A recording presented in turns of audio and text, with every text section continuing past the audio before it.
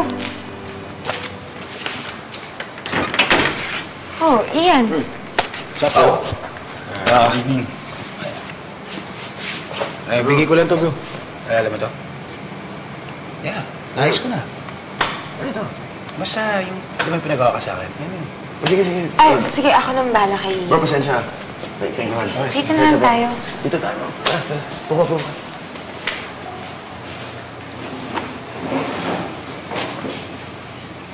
Pinagawa ko to. Sige. Puka mo lang doon, mahabang kwento eh. Ah, yan. Tapos ko na.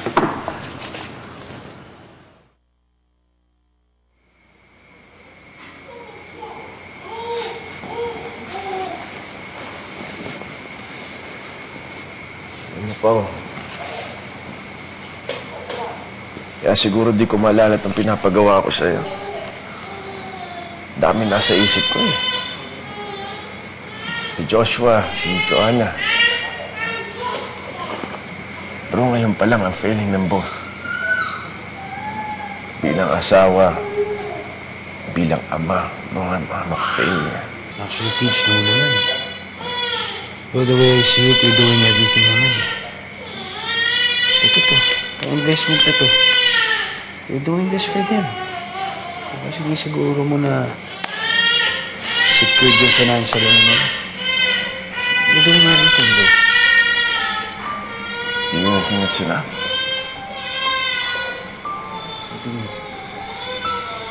Yes? Sinabi sa mami yan. Uy! Behave ka, ha? Ang ingay niya, ha? Hindi ka nangingilala, baby, ha? Siguro dahil siya ang savior mo, no? Oh. Sige, akin na muna. Sige. Luto niya. Sige. Tingnan mo si Joshua. Kailangan niya ng tatay, bro, tsaka si Joanna. Joanna, bro, masyado pa siyang bata para palakin si Joshua mag-isa.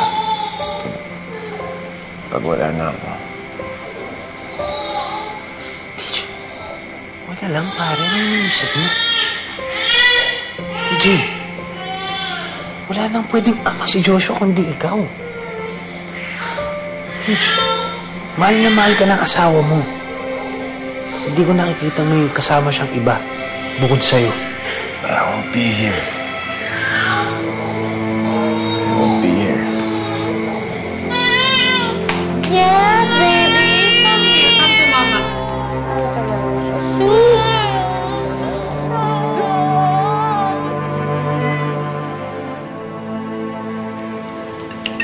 So, Ian, sa'yo pala yung coffee shop, bro. Yung bago. Madalas kami dun eh. Sarap dun, ha? Thank you. Lagi mo kayo nakikita dun eh. Even you, Joanna and DJ. Kaya nga parang familiar kayo sa akin eh. Talaga? Bakit hindi ka namin nakikita doon? Lagi kasi ako nasa likod eh. Shy type kasi ako. Aba, oo.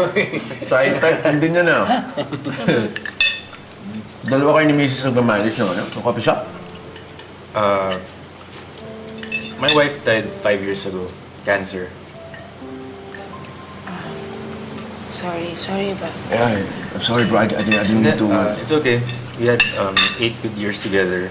Kasi buti na lang, matigas sa ulo namin pareho. Kaya nagpakasal kami kagad after namin mag-college. Kahit na ayaw ng parents niya. But after that, sabi naman ng mga in-laws ko na we did the right thing. Nagkaanak ba kayo? Sana kung may anak kami, then I wouldn't be so lonely. You know, it's never too late, bro. Yeah, I mean, you're young, di ba? May time ka pa, pwede kang magkaroon ng anak na kasing cute ng Joshua namin.